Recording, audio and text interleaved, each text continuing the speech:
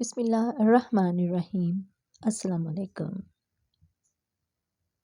حضرت آدم علیہ السلام سے پہلے 28 قسم کی مخلوقات آباد تھیں۔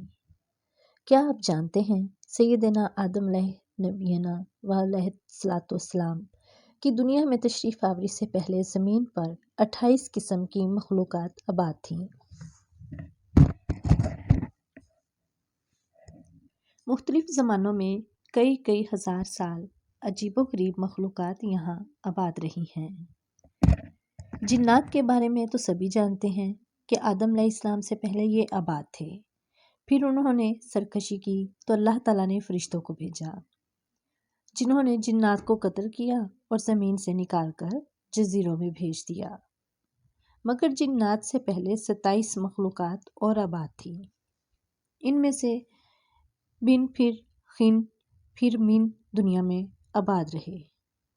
علامہ ابن کثیر نے البدایہ والنہایہ میں لکھا کہ بن خن زمین میں رہتے تھے اور سرکش ہو گئے تو اللہ تعالیٰ نے جن بھیجے جنہوں نے بن و خن کو زمین سے نکال دیا۔ یہاں یہ یاد رکھے کہ ان سب کو قتل نہیں کیا بلکہ زمین کی حدود سے نکال دیا۔ ممکن ہے وہ کسی اور زمین کسی اور سیارے پر آباد ہو چکے ہوں اور وہیں خلائی مخلوق ہوں۔ پھر جنات نے سرکشی کی تو فرشتوں نے ان کو قتل کیا اور جس کے لیے زمین کی تخلیق کی گئی یعنی حضرت انسان وہ پیدا کیا گیا۔ علامہ مسعودی نے لکھا کہ انسان سے پہلے 28 قسم کی مخلوقات زمین پر آباد تھیں، اور علامہ شہاب الدین الشبیہی نے بھی المسترف میں لکھا کہ 28 قسم کی مخلوقات آباد تھیں،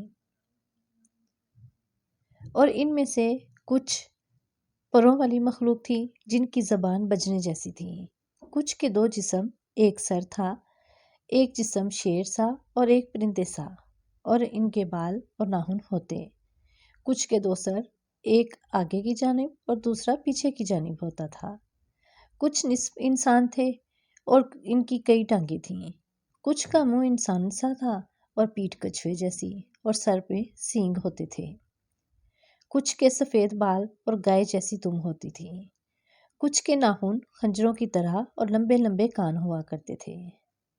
علامہ مسعودی نے ایک جگہ لکھا کہ آدم علیہ السلام سے پہلے 120 مخلوقات آباد تھیں، اصل میں 28 ہی تھیں، باہم شادی کی وجہ سے وہ مزید الگ الگ ہوتے گئے اور یوں 120 عجیب و غریب مخلوقات بن گئیں، اور سب سے آخر میں حضرت انسان کو پیدا کیا گیا جو سب مخلوقات میں حسین و جمیل تھے اور ہیں۔ اللہ رب العزت نے فرمایا، ہم نے انسان کو سب سے اچھی صورت میں پیدا کیا، اور حدیث پاک میں ہے کہ اللہ رب العزت نے آدم علیہ السلام کو اپنی پسندیدہ ترین صورت پر پیدا کیا۔ سابقہ مخلوقات میں سے کچھ کے نشانات ملتے رہتے ہیں جن کو سائنسدان ڈائنوسار وغیرہ قرار دیتے ہیں، اور کچھ سمندروں جزیروں میں چھپے ہوئے ہیں۔ الجزائر میں موجود بہت بڑے پہاڑی سلسلے کی غاروں میں مذکورہ کچھ مخلوقات کی ان کے زمانے کی تصاویر ہیں جو دریافت ہوئی ہیں۔ اس سے آپ کچھ اندازہ لگا سکتے ہیں۔ بعض کے نزدیک یاجوج ماجوج انہی سابقہ مخلوقات میں سے ہیں جو اب تک اسکندر اعظم حضرت ذوالقرنین کی بنائی دیوار کے پیچھے بند ہیں، اور بعض احادیث میں 2 عظیم شہروں کا ذکر ہے جو اس دنیا سے بھی بڑے ہیں، ایک مشرق میں اور ایک مغرب میں۔